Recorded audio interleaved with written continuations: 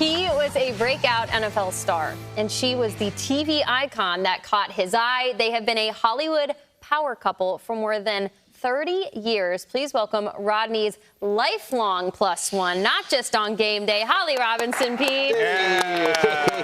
You just can't get rid of me. You thought you had a break from me today. No. He's showing up on my job. I just came up on your job. See, I just showed up. So I was just asking Rodney about the fact that you two have been married for 30 years. And for you to have such a presence that you did in Hollywood, and then at the time you enter the NFL landscape of being a significant other to a quarterback. Yeah. What is a memory that stands out for you in that time of being a girlfriend of a Cowboys quarterback or a Lions quarterback, what have you?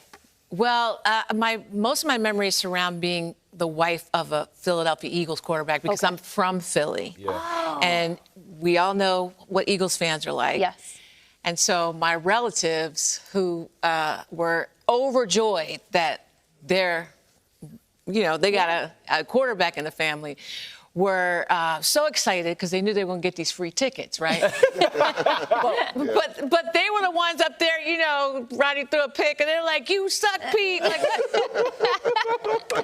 Jane, didn't I get you these tickets? Like, so that was crazy. Yeah. Being from Philly, everything growing up was about the Eagles for me.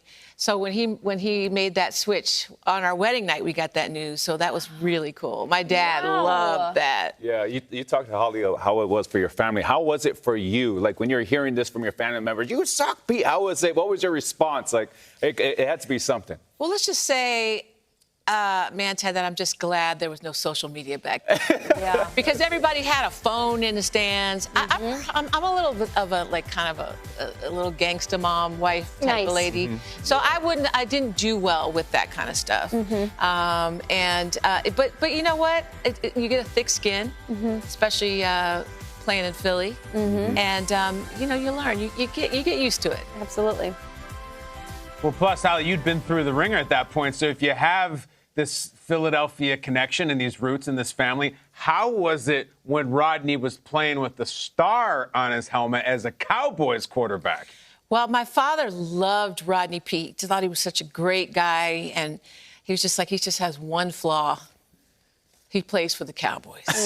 So when he was playing for the Cowboys for that 1 year before he became an Eagle, and like I said, we surprised my father on the evening of our wedding that he was going to be going to the Eagles, which my dad bled Eagle Green. So this was a big deal. But the Cowboys it was fun playing there. We had a good time. That was where he proposed to me when it was with that team. So I have fond memories. He got heckled in the stands. Again, it was the 1 year that they didn't win the Super Bowl during that stretch. And we lost to San Francisco in the Candlestick at that time. What'd they say to me, hon? Oh, they were going at her. Because I was, at the beginning of the game, we were doing good. Right now, I was jumping up and down. And what'd they say? Oh, you're not jumping now, Jump Street. Oh, no! Yeah, they gave it to her. They gave it to her. That was a San Francisco fan. Yeah. They're special, too. Well, I wanted to ask you about this, but I was nervous to bring it up until you called yourself kind of like a gangster, wife and game day lady. So now I can. Because apparently you called up a local radio station that was trash talking Rodney. Is this true that you called up somebody? You don't remember? I have no idea what you're talking about. No working memory of this. Well, can I refresh your memory? Yeah, honey, go ahead and do that. Go ahead and do that. No, you tell the story because you made the call. Well, there's a station in Philly called WIP, a radio station. Sure. Notorious for being just so hard on the Eagles and just sports fans in general, or sports in general in Philadelphia. And I may or may not have called up once and pretended to be Rodney's cousin to defend him because it was so random. They were on him about smiling after he had a bad play. And I'm like, it wasn't smiling. He just has big teeth. It was just... And as his cousin, I know this. I know this as a cousin who is not his wife. And then many years later, we did an event at Super Bowl for our charity, and I sat down with the WIP guys, and one of the guys was like, we knew that was you. We knew it was you. But yeah, you go through those things. But again, pre-social media. So we didn't have that kind of, immediate scrutiny on you. And I'm kind of glad because I feel like I would have gotten them in trouble.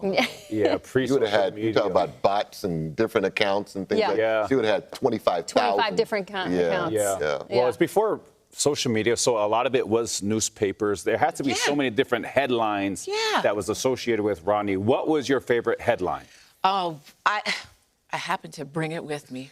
What? Because this was so great. So when we were pregnant with twins, and he was playing in Philly, and he was running out of the game. Oh my gosh! And OTGY in an overtime game. They were born that night. After they the were game. born, and I love because typical Philadelphia. Pete redeems himself at the end of a bad game, and then rushes to be with his wife in childbirth. So this is one of my favorite memories because this is what you do on this. Got the first down, that secured it. Overtime, right? So. I love that you have that glued. I just happen to have it in my purse. What a coincidence. But that's amazing. So well, listen, we got to get to the headline here. The two of you celebrated 30 years of marriage in June. Congratulations. We love that. So impressive.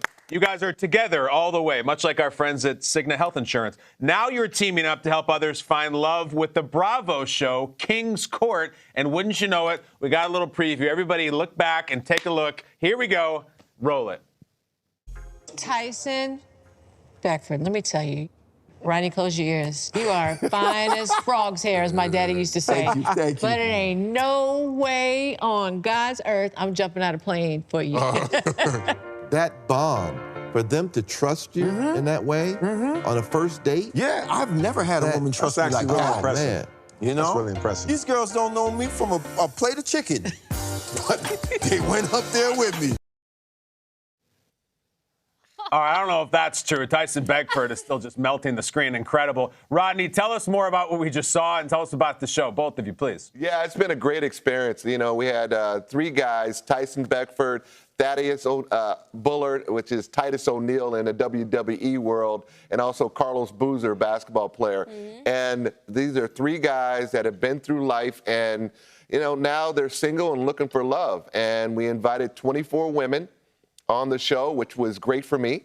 Sure. Because with the barbecues and pool parties, it was all lovely. What are we doing here? You know what? We wind it down until they try to find some love. Yeah. Well, to follow up what you said in the clip, Tyson Beckford is so good looking that he's the equivalent of the 24 women on the show. So I got your back with that one. He is gorgeous, and we've known him for years. Okay. And so when we heard he wanted to come on the show and look for love, we thought this will be fun, and we really had a good time. But on the first date with Tyson, these two women jumped out of a plane for him, and I'm trying to figure out who I would jump out of a plane for. Skydiving. And on a first date, that's kind of ambitious. That's a lot. A lot of fun on this show, and King's Court it's been fun. It was fun work. Are you enjoying working with your wife? I am. Is this the first time you guys have worked on a project like this? Well, I mean, like this. Well, yeah, but we did the female version, Queen's Court, a couple years before that, and did 2 episodes or 2 seasons of that. But it was fun with the Kings. But you didn't answer my question. Are you enjoying working with your wife? I am. Thank you. Yes, I am. Yes, I am.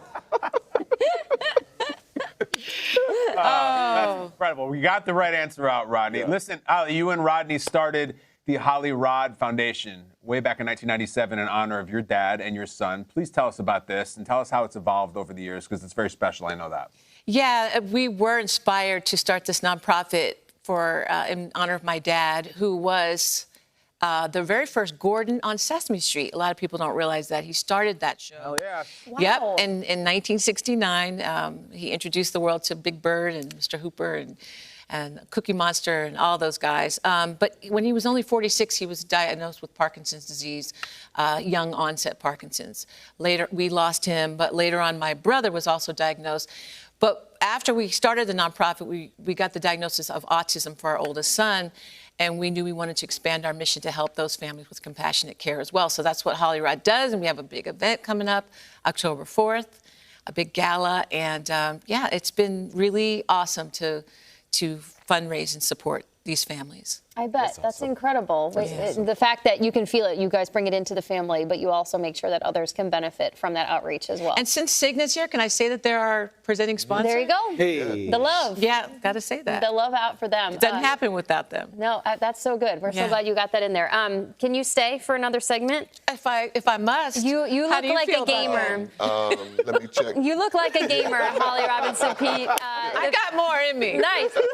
Unfortunately, maybe for our viewers, you have to team up because at this point, I feel like pegging you against each other would be entertaining. But we are going to team you up against each other to go up against Kyle. He is our king of trivia in honor of King's Court, if you will. Kyle is our king of trivia, and none of us can take him down. So we're going to pair the Peetes up. Let's go. And you guys are going to try to take Kyle Brandt down in trivia. Come on. Okay?